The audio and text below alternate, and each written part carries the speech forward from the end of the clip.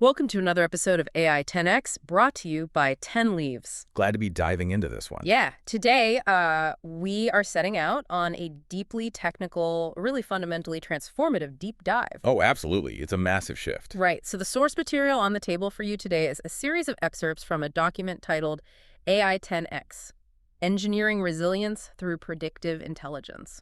And it is a dense read.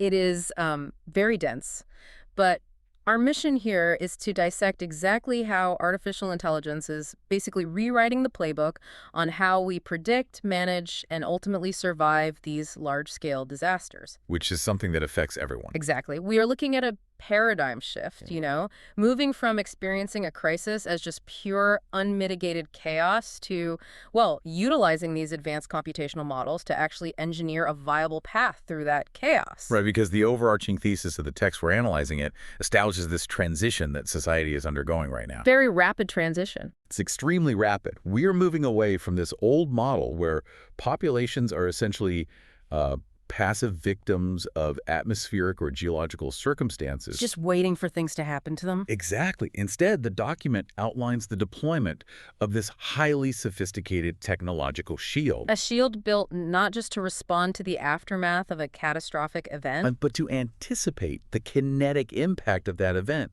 before it physically manifests. Yeah. And, that capability fundamentally alters the mathematics of human survival when dealing with these complex, multivariable crises. Okay, let's unpack this, because the first major theme of our source material is established right there in the title, predictive intelligence. Right. Specifically, we are looking at disaster prediction. Now, historically, trying to predict a major natural event involved an immense amount of uncertainty. Oh, completely. Human analysts built models, sure, but nature's variables are just notoriously dense. Nonlinear. Very nonlinear. Right, so the source text outlines that the AI approach completely bypasses those traditional limitations by anchoring its predictive models on three distinct, massive data pillars. And those pillars are crucial. You have climate data Seismic activity. and satellite imagery. Yes, those three continuous streams. And it utilizes them to detect what the text refers to as early warning patterns. And what's fascinating here is the concept of multimodal synthesis. Break that down a bit. Well, historically, analyzing these domains involved a high degree of sequential latency. You'd have a team of meteorologists over here tracking barometric pressure gradients and atmospheric data. Right, doing their own thing. Exactly. And completely separate from them, geophysicists would be monitoring tectonic strain gauges, microtremors, that sort of thing. And then maybe a third agency entirely tasked with reviewing the orbital synthetic aperture radar. Or hyperspectral satellite imagery, right? The data just lived in silos. Because a human analyst looks at a localized weather anomaly and a microtremor as two completely independent data points. Because human cognition inherently categorizes information by discipline. We literally can't process it all at once. But the AI, however, maps all of those disparate inputs into a single high-dimensional space, It evaluates the three data streams in parallel. identifying cross-disciplinary correlations with basically zero latency. It's really, you can think of it as a form of multidimensional pattern recognition. Precisely. The AI recognizes that, say, a specific thermal anomaly in the climate data Combined with a 1.2 magnitude tremor in the seismic feed. and a subtle shift in soil moisture readings from the satellite imagery. All of that creates the exact statistical fingerprint of an impending localized landslide. And that is the core insight right there. Because the early warning patterns the text focuses on, they're practically invisible to human observation. Because those patterns exist entirely in the spaces between those distinct scientific disciplines. Right. The machine learning models thrive on that exact kind of convergence. They're constantly weighting a microscopic temperature fluctuation against a fractional shift in tectonic plates. Overlaying it all with visual data from space. And calculating the probability of a physical event. So the AI observes the entire planetary puzzle continuously, identifying the correlations that our siloed human infrastructures are structurally incapable of seeing. Until the disaster is already underway. Which introduces the central advantage explicitly highlighted in the text speed. Speed is everything here. It is. The document emphasizes that the ultimate advantage of this predictive intelligence is the ability to process massive data sets in real time. And we really should quantify what massive data sets means in this context. Yeah, because we are not talking about simple spreadsheets here. Not at all. We are talking about the terabytes of unstructured telemetry pouring in every single second from global IoT sensors, ocean buoys, seismographs, orbital platforms. The volume is just staggering. I mean, trying to rely on human data processing for that, it's literally like trying to drink from a fire hose. That's a great way to put it. You just drown in the noise. Whereas the AI acts as this incredibly sophisticated filtration system that instantly organizes the water, so to speak. Right. And it highlights a critical bottleneck in traditional crisis management. Think of traditional analysis as a sequential bottleneck, Gathering the climate data, formatting it, passing it to geologists for review. waiting for satellite confirmation to verify the geological hypothesis. Every step in that chain introduces latency. Exactly. When a system relies on human cognitive processing to parse terabytes of multivariable data, the system becomes overwhelmed by the sheer density of the information. So the text specifies in real time because the AI architecture is explicitly designed to eliminate that sequential latency. It digests, normalizes, and analyzes the global sensor network instantaneously. And that elimination of latency directly translates to the preservation of human life. That's the real metric that buys you the time needed to get to safety. Because speed, in the context of predictive intelligence, isn't just a benchmark of computational efficiency. It is the literal manufacturing of time. Right. If you have a seismic event out in the ocean that is generating a tsunami or a rapid intensification of a cyclonic storm system, the gap between detecting the anomaly and confirming the threat is the most valuable window of time in existence. Time is the only currency that matters in the preamble to a disaster. It really is. Because if it takes a centralized human agency 4 hours to aggregate the data, debate the models, and issue a verified early warning. Those are 4 hours deducted from the survival window. Exactly. By processing those massive data sets in real time and instantly identifying the multimodal fingerprint of the event, the AI effectively buys you hours of operational runway that simply would not exist otherwise. It shifts the entire timeline of the disaster. It provides a mathematical head start. Yes. Instead of waiting for the kinetic energy of the disaster to impact a populated area just to confirm the models were correct. The real-time synthesis of the climate, seismic, and satellite telemetry allows us to see the shadow of the event long before it arrives. Transforming the unpredictable variables of nature into a calculated trajectory. And that calculated trajectory brings us to the operational reality of the source text. Right, moving past just the prediction. Predictive intelligence is the mechanism that gives us the early warning pattern. But the document makes a very deliberate pivot here. It transitions from how we predict the event to how the artificial intelligence operates when the event transitions from a probability to an active, unavoidable reality. Here's where it gets really interesting. It does. Because the text outlines a highly structured approach to the crisis phase itself. The prediction is locked in, the warning has been issued, and the disaster is unfolding. The boots on the ground phase. Right. And the source material explicitly lists 3 critical functions that AI performs during this active crisis window. Which are coordinating logistics, optimizing evacuation routes, and supporting emergency response teams. Those 3 distinct things. And those 3 functions represent a complete dynamic ecosystem of survival. Let's unpack the complex web of those 3 factors. Well, just imagine the chaos of a disaster. The defining characteristic is the absolute degradation of infrastructure. Power grids fail. Communication networks fragment. And geographical choke points become immediate liabilities. Exactly. So the second function the text mentions, optimizing evacuation routes, is a massive logistical challenge that traditionally devolves into gridlock. Because the traditional evacuation model is essentially just a broadcast system. Right. An alert goes out, and an entire population attempts to utilize the same primary arterial highways simultaneously. It operates on a static routing plan that immediately fails the moment the volume of vehicles exceeds the capacity of the road, leaving highly vulnerable populations trapped in a static location while a threat advances, which is the worst-case scenario. And that is where dynamic routing algorithms and real-time data ingestion become critical. To prevent that systemic failure, the AI utilizes the same massive data sets it used for prediction, but redirects the compute toward traffic flow dynamics. It's pulling live satellite imagery of the road networks. monitoring the localized telemetry of connected vehicles to gauge speed and density. And overlaying that with real-time climate data, such as shifting wind vectors that might alter the path of a wildfire. And it requires immense compute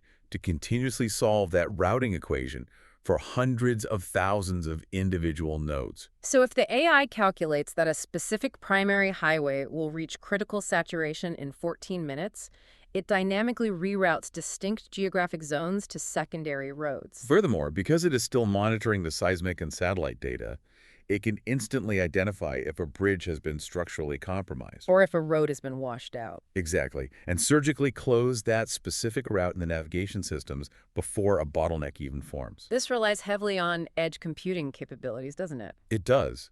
To optimize those routes dynamically, especially when centralized cellular infrastructure might be degrading, the AI must push those routing updates efficiently. By algorithmically staggering the evacuation flow and dynamically regraphing the available road network in real time, it maintains the fluidity of movement. It prevents the stationary gridlock that is so fatal in wildfire or hurricane scenarios. And maintaining that fluidity directly enables the third critical function listed in the text supporting emergency response teams. Right, because evacuating the civilian population efficiently isn't just about getting them out. It is simultaneously about clearing the necessary vectors for heavy rescue equipment, ambulances, and emergency personnel to move in.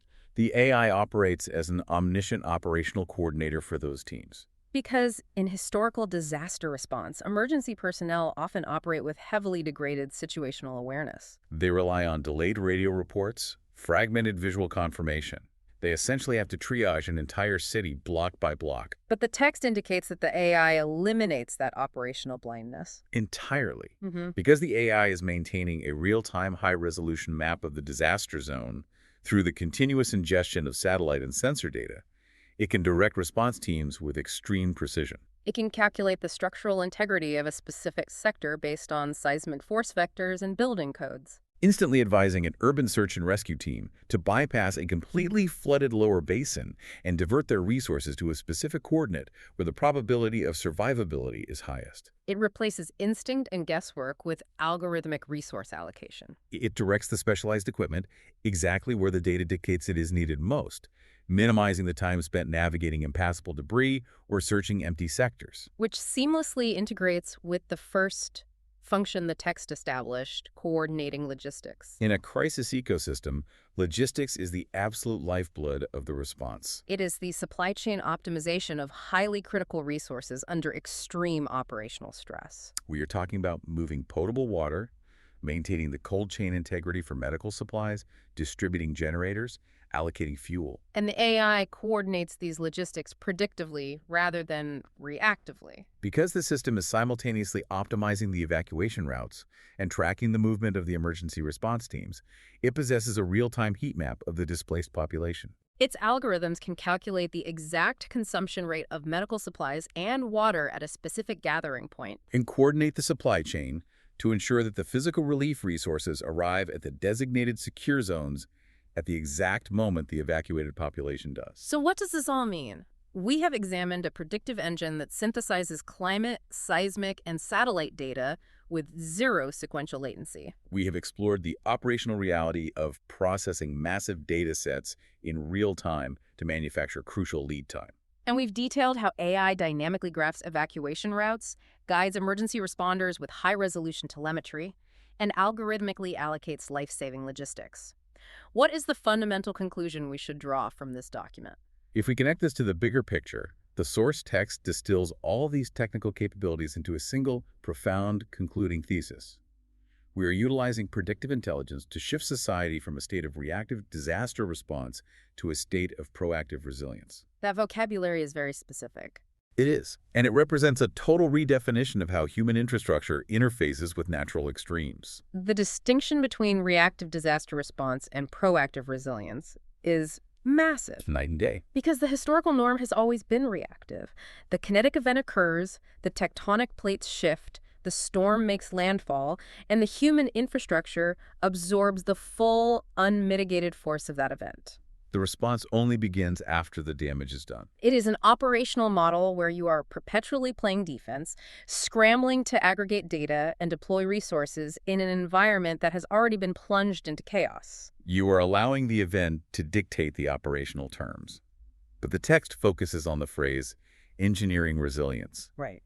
In systems engineering, resilience is formally defined as the ability of a system to absorb a massive perturbation and maintain its core functions. It is not simply the capacity to rebuild after destruction. It is the structural readiness to ensure the destruction is minimized in the first place. So by utilizing the early warning patterns detected through the multimodal data synthesis, you proactively alter the environment before the kinetic impact occurs. Precisely the point of the text. Because the massive data sets were processed in real time, the logistical supply chains were already redirected and fortified hours before the event. Because the AI mapped the high-dimensional data, the evacuation routes were dynamically graphed and cleared before the structural degradation began. You engineered a resilient state.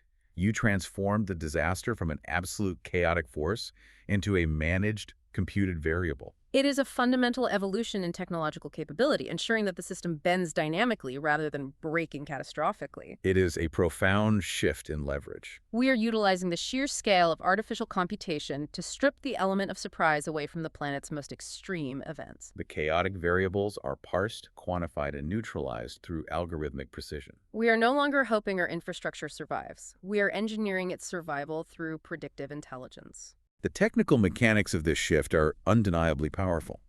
But as we analyze the implications of processing these massive data sets and relying on AI to perfectly optimize our routing and logistics during a crisis, it introduces a highly complex philosophical friction. I am very curious where the technical data leads us here. Building strictly on the themes of real-time speed and data ingestion presented in the text, I want to leave you with a final thought to mull over. Let's hear it. The text establishes that AI possesses the ultimate advantage in speed, detecting early warning patterns in climate and seismic data that are completely invisible to us. Right. It routes our evacuations with mathematical perfection. But if we systematically reach a point where our survival architecture is entirely dependent on the real-time processing of the machine, how does that continuous reliance erode our own human situational awareness? Wow. That is a deeply unsettling concept. Consider the biological reality. For millennia, human survival in the face of natural disasters has relied on innate intuition, the subtle observation of environmental shifts, the sudden drop in temperature, the instinctive drive to move to higher ground. Just human instinct. Yes. Yeah. If the predictive intelligence is always vastly faster and always perfectly optimized in the logistics, do we slowly surrender that fundamental biological awareness? Do we lose our innate capacity to read the environment when we completely outsource our resilience to the real-time speed of an algorithmic shield? Exactly. That is a phenomenal question. It is essentially the GPS effect, but scaled up to a matter of life and death. Precisely. If the machine's speed is the ultimate advantage, do we willingly become passive passengers in our own survival? Something to think about. It really is. As you consider the integration of these massive data systems into our infrastructure, ask yourself if engineering perfect systemic resilience comes at the cost of our own intuitive capability to navigate the world. It is a complex trade-off between technological optimization and human instinct. This was AI 10X, brought to you by 10 Leaves.